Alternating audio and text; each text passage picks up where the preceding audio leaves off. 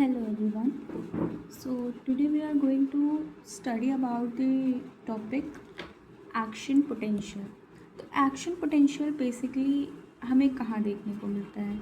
ये हमें देखने को मिलता है न्यूरॉन्स में या फिर कार्डियक सेल्स में, ठीक है? क्योंकि यहीं पे हमारा जो स्टिमुलस आता है फिर उससे एक पोटेंशियल जनरेट होता है जिससे एक रिस्पॉन्स आता है, ठीक है?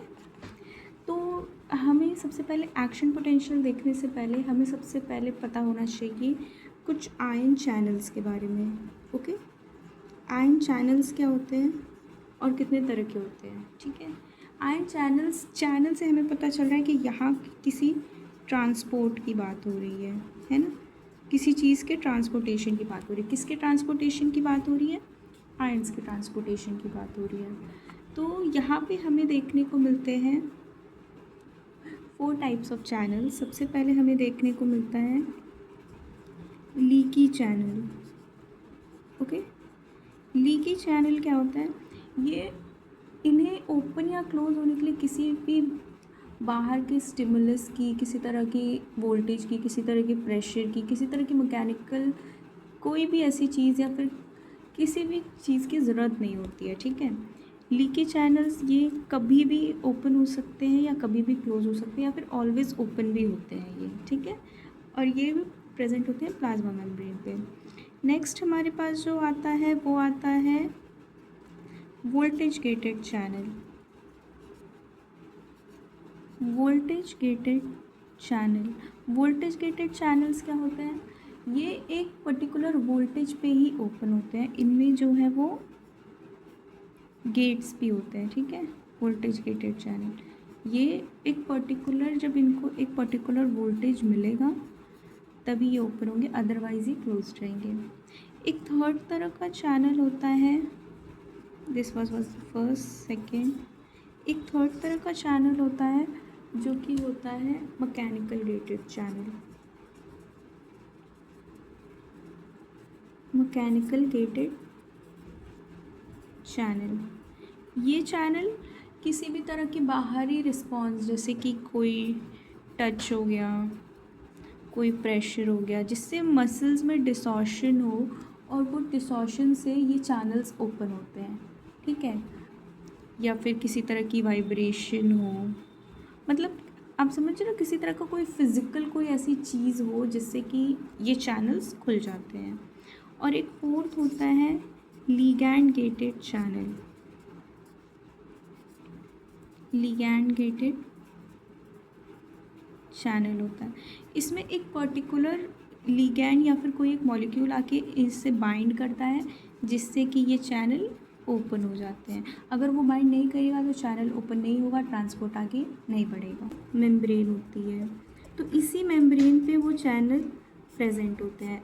डिफरेंट टाइप्स के चैनल प्रेजेंट होते हैं, सबका अलग अलग वर्क होता है। ओके, तो हम अब बेसिकली कुछ टर्म्स के बारे में सबसे पहले पढ़ेंगे। तो हमारा सबसे पहला टर्म आता है क्या? Resting membrane potential. Resting membrane potential से हम क्या समझ रहे हैं? रेस्टिंग मेम्ब्रेन पोटेंशियल होता है ये बेसिकली जब जो हमारी प्लाज्मा मेम्ब्रेन होती है वो रेस्टिंग पे उसका पोटेंशियल कैसा है। अब पोटेंशियल क्या होता है? सपोज़ ये हमारी प्लाज्मा मेम्ब्रेन है, तो इस प्लाज्मा मेम्ब्रेन में चार्ज प्रेजेंट होगा, इस प्लाज्मा मेम्ब्रेन पर चार्ज प्रेजेंट होगा। जैसा कि हमें पता है बाहर की तरफ जो है वो सोडियम आयन का कंसंट्रेशन बहुत ही ज़्यादा होता है, एक्स्ट्रा सेलुलर फ्लूइड में बहुत ही ज़्यादा होता है, और अंदर की तरफ हमारा पोटेशियम का जो वो अमाउंट होता है वो ज़्यादा होता है, ये साइटोसोल में, ठीक है?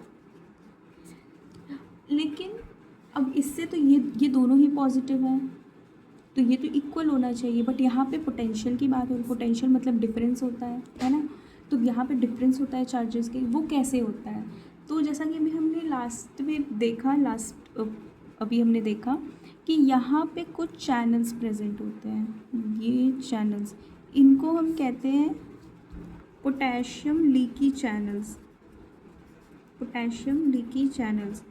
इन चैनल का काम क्या होता है कि अंदर से जो पोटेशियम है इसको बाहर करना।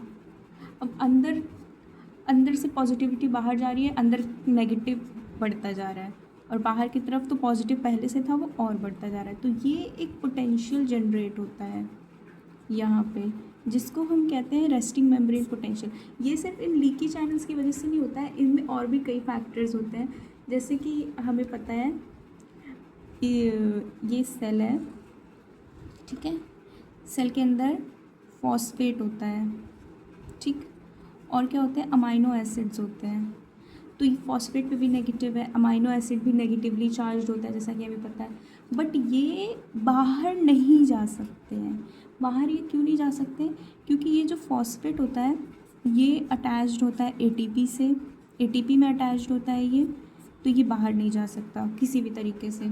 अमाइनो एसिड प्रोटीन्स की फॉर्म में होते हैं, तो प्रोटीन्स यूं ही नहीं जा सकते, इनको बाहर अंदर करने के लिए एनर्जी की ज़रूरत पड़ेगी, ठीक है। तो ये बाहर नहीं जा सकती, जिसकी वजह से जो है सेल के अंदर नेगेटिव चार्ज जो होता है वो जनरेट हुआ रहता है, और बाहर की तरफ due to presence of this sodium और ये जो लीकी चैनल्स के एक्शन की वजह से बाहर की तरफ पॉजिटिव चार्ज बढ़ता जाता है, ठीक है। तो ये बेसिकली एक रेस्टिंग कंडीशन है कि जब कोई भी स्टिमुलस हमने नहीं दिया है इस सेल पे, तब ये वाली कंडीशन रहती है।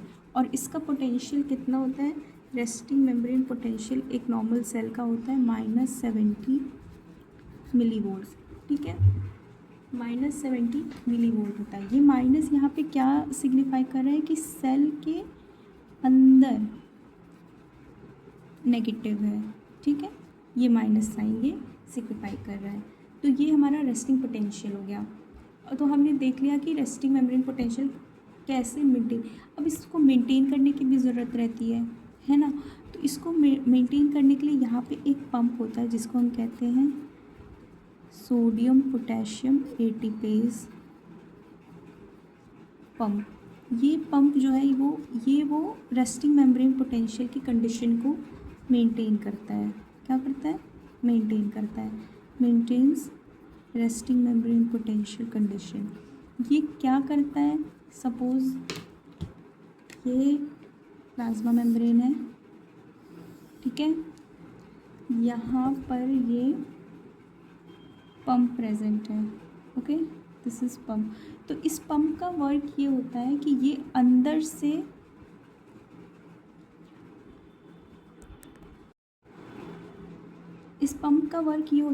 अंदर से जो है वो सोडियम को बाहर करता है, 3 सोडियम को ये अंदर से बाहर करेगा और बाहर से ये 2 पोटेशियम को अंदर ले आएगा, ठीक है, बाहर से 2 पोटेशियम। तो ये अनइक्वल डिस्ट्रीब्यूशन है ना, अनइक्वल डिस्ट्रीब्यूशन है, जिसकी वजह से ये पोटेंशियल मेंटेन रहता है, ओके।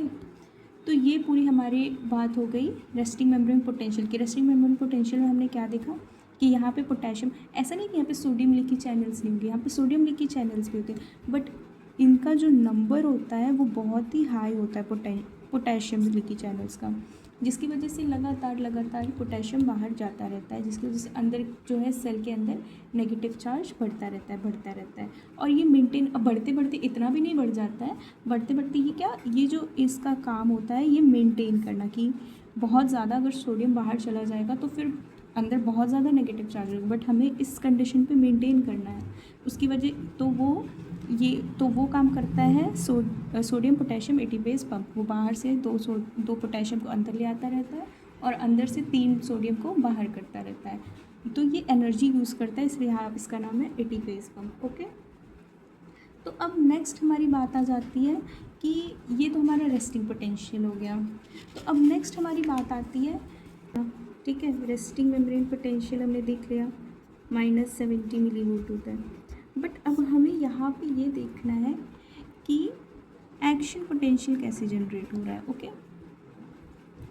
एक्शन पोटेंशियल जनरेट कैसे हो रहा है, तो हम एक्शन पोटेंशियल की बात कर लेते हैं। अब हम यहाँ पे ये सपोज हमारी एक प्लाज्मा मेम्ब्रेन है, ओके, ये हमारी एक प्लाज्मा मेम्ब्रेन है। यहाँ पे कुछ चैनल्स प्रेजेंट होते हैं, एक मैकेनिकल गेटेड चैनल्स, जैसा कि मैंने बताया था, कुछ मैकेनिकल गेटेड चैनल्स प्रेजेंट होते हैं,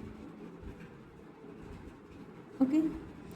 इससे क्या होता है, जब कोई भी बाहर से स्टिमुलस आता है, ठीक है, बाहर से कोई स्टिमुलस आया, सपोज़ वो थोड़ा सा स्टिमुलस है, तो ये सोडियम मैकेनिकल गेटेड चैनल्स हैं,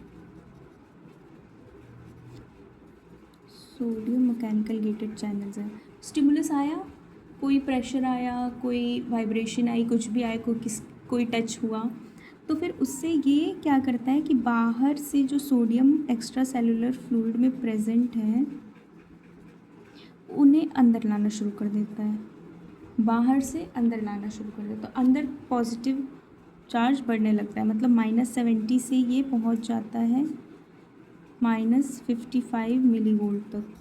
इस -55 मिलीवोल्ट को हम क्या कहते हैं, थ्रेशोल्ड पोटेंशियल।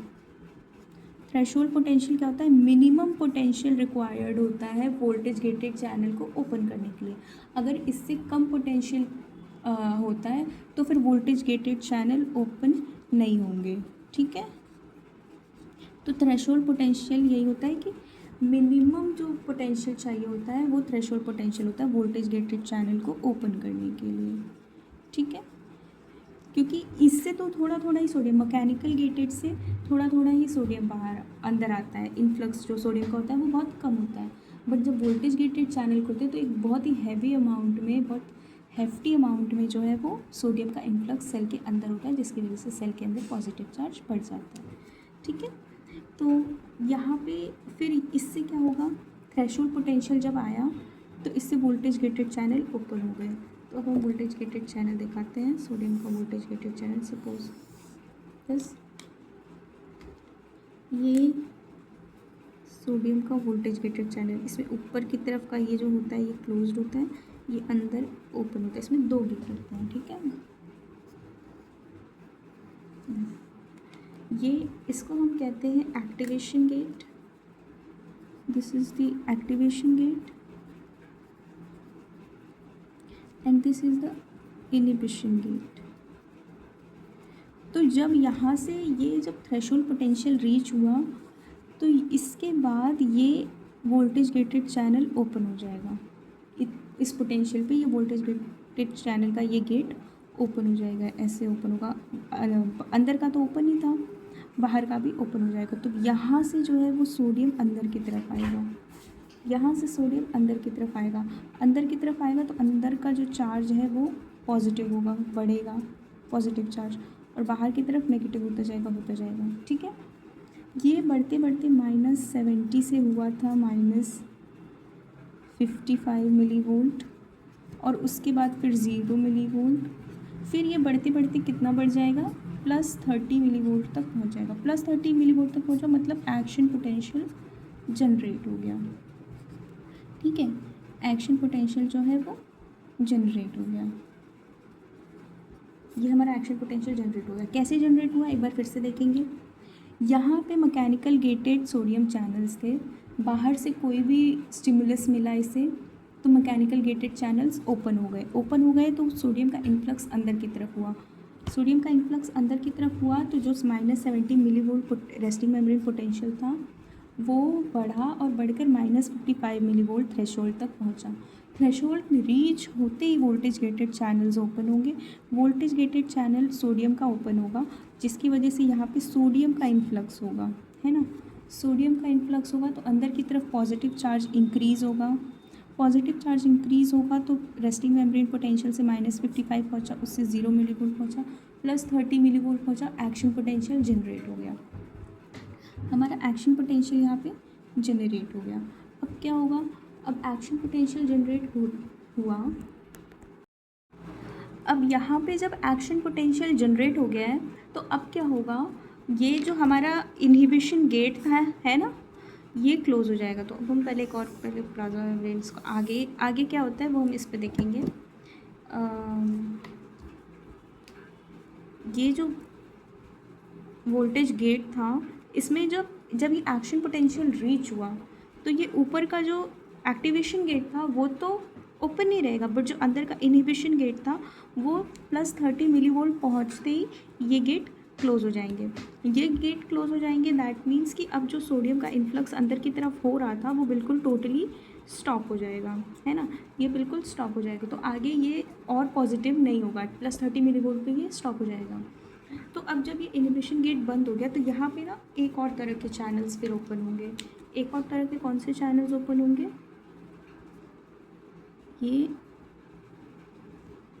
ये वोल्टेज गेटेड पोटेशियम चैनल। अब वोल्टेज गेटेड पोटेशियम चैनल का काम क्या होगा? वोल्टेज गेटेड पोटेशियम चैनल का वर्क होगा अंदर से पोटेशियम को बाहर ले जाना, ठीक है। अभी हमने इतना ये एक्शन पोटेंशियल में इतना हमने जो भी पढ़ा ये +30 मिलीवोल्ट तक, ये हमारा था डीपोलराइजेशन। इसे डीपोलराइजेशन क्यों बोलते हैं पहले ये देख लेते हैं, उसके बाद आगे बढ़ते हैं। ये डीपोलराइजेशन क्यों बोलते हैं इसे? मेम्ब्रेन हमारी पहले पोलराइज थी, ऐसा तो है नहीं कि मेम्ब्रेन पे कोई चार्ज नहीं था, मेम्ब्रेन पे ऑब्वियसली चार्ज प्रेजेंट था, पोटेंशियल वहाँ पे मेंटेन हो रहा था, तो वो मेम्ब्रेन हमारी पोलराइज स्टेट में थी। पोलराइज स्टेट में हमारी मेम्ब्रेन कैसी थी? पोलराइज स्टेट में हमारी मेम्ब्रेन थी अंदर की तरफ नेगेटिव चार्ज था, बाहर की तरफ पॉजिटिव चार्ज था। फिर जब हमने हमारा एक्शन पोटेंशियल हमारा जनरेट हुआ तब क्या कंडीशन आई? तब कंडीशन आई कि अंदर की तरफ पॉजिटिव है और बाहर की तरफ नेगेटिव है। तो ये एक तरह से हमने मेम्ब्रेन को डीपोलराइज किया, तो इसको हम लोग डीपोलराइजेशन कहेंगे। अब यहाँ पे अब जब ये पोटेशियम वोल्टेज गेटेड जो चैनल है वो ओपन हुए, अंदर पोटेशियम का अमाउंट बहुत ही ज़्यादा था, तो ऑब्वियसली हाई कंसनट्रेशन से लो कंसनट्रेशन की तरफ मूव करेगा, अंदर से बाहर की तरफ ये मूव किया। अंदर अभी पॉजिटिव चार्ज बहुत ज़्यादा है, ठीक है, बाहर नेगेटिव है। तब ये जब बाहर गया तो बाहर की तरफ पॉजिटिव चार्ज इंक्रीज़ होगा, है ना, बाहर की तरफ पॉजिटिव चार्ज इंक्रीज़ होगा, अंदर की तरफ नेगेटिव चार्ज आएगा। तो एक तरह से ये क्या हो रहा है? ये हो रहा है एक तरह से रीपोलराइजेशन, है ना, कि मेम्ब्रेन की पहले की जो स्टेट थी धीरे धीरे मेम्ब्रेन उस स्टेट पर जा रही है। तो यहाँ पे क्या हो रहा है? ये रीपोलराइजेशन हो रहा है due to opening of potassium voltage gated potassium channel. और यहाँ पे अभी भी ये जो स्टेट होती है सोडियम चैनल की, इसको हम लोग कहते हैं इनएक्टिवेशन स्टेट। ओके, ये इनएक्टिवेशन स्टेट होती है, मतलब इसमें ऊपर से तो इसका जो गेट है वो ओपन है, बट अंदर से जो इनएक्टिवेशन गेट है वो क्लोज है। दैट मीन्स सोडियम बाहर से अंदर आ नहीं पा रहा है, स्टिमुलस कह दिया मैंने, बट यहाँ से पोटेशियम जो है वो अंदर से बाहर जा रहा है, जिसकी वजह से बाहर पॉजिटिव चार्ज इंक्रीज़ हो रहा है, अंदर की तरफ नेगेटिव हो रहा है। अब आगे क्या कंडीशन होगी? आगे क्या होगा? ये जो हमारी प्लाज्मा मेम्ब्रेन है, इस पर ये पोटेशियम चैनल, ठीक है, ये इसमें नीचे इनएक्टिवेशन गेट प्रेजेंट नहीं है। यहाँ पे जैसा कि सोडियम में प्रेजेंट था तो ये तुरंत बंद हो गया था, जिसकी वजह से पोटेंशियल और ज़्यादा नहीं बढ़ा था इसमें। बट यहाँ पे ऐसा कुछ नहीं है, तो इसकी जो क्लोजिंग होती है वो बहुत ही स्लो होती है। स्लो क्लोजिंग की वजह से क्या होता है कि इसके बंद होते होते यहाँ पे पोटेंशियल जो होता है वो तो अब यहाँ से +30 से ये पहुँचा, फिर 0 पहुँचेगा क्योंकि पोटेशियम बाहर जा रहा है, फिर ये -70 तक पहुँचा, ठीक है, -70 तक पहुँच गया, ओके। बट अब इसकी स्लो क्लोजिंग की वजह से ये पोटेंशियल जो है वो -90 तक पहुँच जाता है, -90 मिलीवोल्ट तक पहुँच जाता है। तो इस स्टेट को हम कहते हैं हाइपर पोलराइजेशन। इस स्टेट को हम कहते हैं हाइपर पोलर, मतलब मेम्ब्रेन को जितना पोलराइज्ड होना था वो उससे ज़्यादा हो गई है ना। तो अब ये क्यों हुआ? क्योंकि due to slow closing of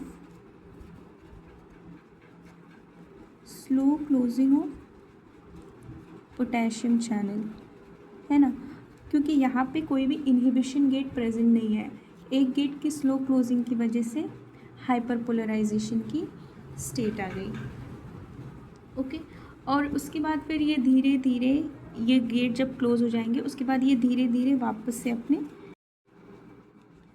तो अब अगर हम ये जो हमने पिछली सारी कंडीशंस देखे उसको हम अब एक लाइन में देखें तो सबसे पहले यहाँ पे हमारे मैकेनिकल गेटेड चैनल जो ओपन हुए थे वो थ्रेशोल्ड पोटेंशियल वाला आई एम लीविंग, उसके बाद से वोल्टेज गेटेड वाला आई एम शोइंग कि ये जो हमारे पोटेशियम चैनल्स थे ये पहले क्लोज थे, अंदर का चैनल ओपन था, ठीक है। जब इस पे पोटेंशियल आया तब ये चैनल ओपन हुआ, ठीक है। सोडियम का इन्फ्लक्स अंदर की तरफ हुआ, सोडियम का इन्फ्लक्स अंदर की तरफ हुआ तो एक्शन पोटेंशियल जनरेट होगा। एक्शन पोटेंशियल जनरेट हो गया तो जो हमारा इनहिबिटिंग गेट था वो क्लोज हो जाएगा, ऊपर वाला गेट हमारा अभी भी ओपन ही रहेगा, ठीक है। अब इसके बाद क्या हो गया था, इसके बाद हमारे पोटेशियम चैनल्स जो है वो ओपन हो गए थे, पोटेशियम चैनल्स ओपन हो गए थे, दैट मीन्स अंदर से पोटेशियम बाहर की तरफ जाने लगा था, ओके। अब इसके बाद क्या कंडीशन आ जाती है, इसके बाद कंडीशन आ जाती है कि ये जो हमारा सोडियम का एक्टिवेशन गेट था वो भी क्लोज हो जाता है, ठीक है, वो भी क्लोज हो जाता है। और धीरे धीरे करके जो हमारा पोटेशियम का जो गेट था वो भी क्लोज हो जाता है। जब हाइपर पोलराइजेशन की स्टेट आती है वो धीरे धीरे करके स्लो क्लोजिंग होती है इस गेट की, जिसकी वजह से हाइपर पोलराइजेशन कंडीशन आ जाती है। तो अब हमने यहाँ देखा कि हमारा यहाँ पे क्या कंडीशन थी, -70 मिली वोल्ट से +30 मिली वोल्ट तक गई, फिर -70 मिली वोल्ट आई और -90 मिली वोल्ट तक चली गई थी, है ना, और फिर -70 मिली वोल्ट पे वो मेंटेन हो गई। तो ये हमारा पूरा एक्शन पोटेंशियल का जो पोटेंशियल चेंजेस हुए हैं वो है। अगर हम इसको एक ग्राफ पर प्लॉट करके देखेंगे तो ये कुछ ऐसा आएगा, ये एक्स एक्सिस है, वाई एक्सिस है, वाई एक्सिस पे हम ले लेते हैं सपोज मेम्ब्रेन पोटेंशियल, ओके, और एक्स एक्सिस पे हम टाइम ले लेते हैं इन मिली सेकेंड। यहाँ पे हमारा जो मेम्ब्रेन पोटेंशियल है ये भी है मिली वोल्ट में, ठीक है। तो अब यहाँ पे सबसे पहले -70 पर था, है ना, -70 से इसे कुछ थ्रेशोल्ड मिला होगा, सपोज 50 का थ्रेशोल्ड मिला होगा, -55 का थ्रेशोल्ड लगता है एक्शन पोटेंशियल जनरेट करने के लिए। उसके बाद जब इसे -55 का थ्रेशोल्ड पोटेंशियल मिला तब यहाँ पे एक्शन पोटेंशियल जनरेट हो गया, +30 मिली वोल्ट तक जाएगा ये, और फिर इसका रिपोलराइजेशन होगा, एक्शन पोटेंशियल जनरेट हुआ, उसके बाद मेम्ब्रेन का रिपोलराइजेशन स्टार्ट होगा, रिपोलराइजेशन होगा तो वो वापस से -70 मिली वोल्ट तक आएगी, -70 मिली वोल्ट से होते हुए फिर वो हाइपर पोलराइजेशन स्टेट में चली जाएगी, हाइपर पोलराइजेशन स्टेट में -90 तक गई, फिर वो धीरे धीरे अपना -70 millivolt resting membrane potential पे मेंटेन करेगी। तो ये हमारा एक ग्राफ बनता है, यहाँ पे होगा -70 मिली वोल्ट, यहाँ पे होगा -90 मिली वोल्ट, यहाँ पे होगा -55 मिली वोल्ट और यहाँ पे होगा +30 मिली वोल्ट। ये हमारा ग्राफ बन गया, ठीक है।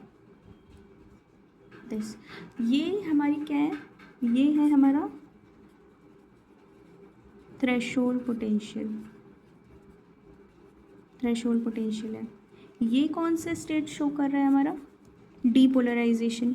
डीपोलराइजेशन में क्या होता है, sodium voltage gated sodium channels open होते हैं, सोडियम का इन्फ्लक्स प्लाज्मा मेम्ब्रेन के अंदर की तरफ होता है, अंदर की तरफ होता है, उससे पॉजिटिव चार्ज इंक्रीज़ होता है, पॉजिटिव चार्ज इंक्रीज़ होता है तो और अंदर की तरफ एक्शन पोटेंशियल जनरेट होता है। ये हमारा एक्शन पोटेंशियल है, एक्शन पोटेंशियल जनरेट हुआ, एक्शन पोटेंशियल जनरेट होते ही क्या चेंजेस होंगे, एक्शन पोटेंशियल जनरेट होते ही जो इनहिबिशन गेट है सोडियम चैनल्स का वो क्लोज हो जाएगा, जिसकी वजह से सोडियम का इन्फ्लक्स बंद हो जाएगा, जिसकी वजह से अंदर पॉजिटिव चार्ज की एंट्री बंद हो जाएगी।